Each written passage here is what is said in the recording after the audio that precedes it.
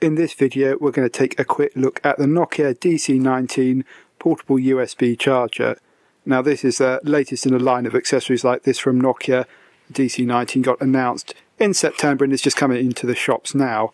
We'll get it out so you can take a closer look at what's going on here. It's kind of got this rounded column design, which it means it's very space efficient. It fits easily into your pocket, even if I can't get it out of the packaging. So just there we go. You can see there the Nokia branding on the side. This kind of a battery shape, if you like.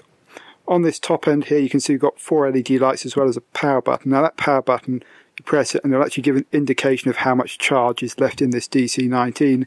At the opposite end, you've got the USB ports. That's where you connect it for charging itself or connecting it to a phone. So let's just take a look at what's in the rest of the box here. You can see, just open up this cardboard flap and you can see there's a colour match USB cable in there.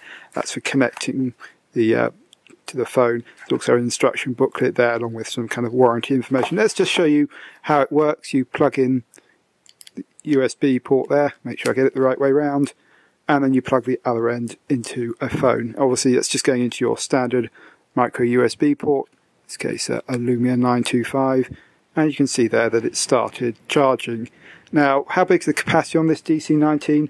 3,200 milliamp hours. That means you're going to be able to recharge most phones completely, and in some cases you'll be able to get halfway through a second charge as well. I mentioned earlier that Nokia has a kind of a line of these, so just unplug this and do a comparison with the DC-16. This is kind of the immediate predecessor to this particular accessory. You can see here, quite similar in size. The DC-19 is actually slightly shorter, but it's slightly fatter. But in terms of the size in the pocket, very similar, and the overall volume, very similar. They're both about 50 cubic centimetres. But the DC-19 has several advantages over the 16 here, not least the bigger capacity, 2,200 milliamp hours, 3,200 milliamp hours. So an extra 50% here in the DC-19, despite being the same size. Also, in terms of the charging time, they'll both take about 200 to 300 minutes to charge up. I've actually found the DC-19 is a little quicker to charge up compared to the 16, despite having the extra capacity, so that's a really good thing. More important is actually the output. It's 1200 milliamps on this DC-19 versus 950 on the DC-16, so this means the DC-19 will actually charge your device faster, assuming it's able to accept that bigger input, which most of the modern smartphones are, so definitely an advantage here for the DC-19. I mean, I do think the capacity is the big thing to pay attention to here. In terms of weight, very similar, 78 grams versus 75 grams. The pricing, well, Nokia quote a price for around £29 for this DC-19, and the DC-16 is a little bit cheaper. In reality, I've found that the DC-19 at the moment is still quite expensive, £35 versus about £23 for the DC-16. You have to decide, whether that's worth it. Personally, I think paying the extra money for the DC-19 is worth it. There are other options, of course, if you're looking to recharge your phone on the move.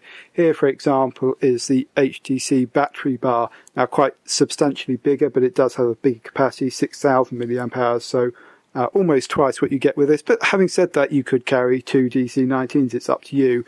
And the battery bar here is 145 grams, so again, about double the weight. There's also something like the Nokia DC-18. We've got one of these here. It's a completely different shape.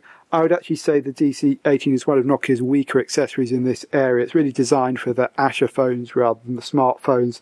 That's reflected in kind of the output, so 600 milliamp hours versus 1200 with this. So it'll recharge your phone quite slowly. The capacity at 1712 milliamp hours is also quite low. But, as I say, it's sort of a choice, and each of them have their advantages.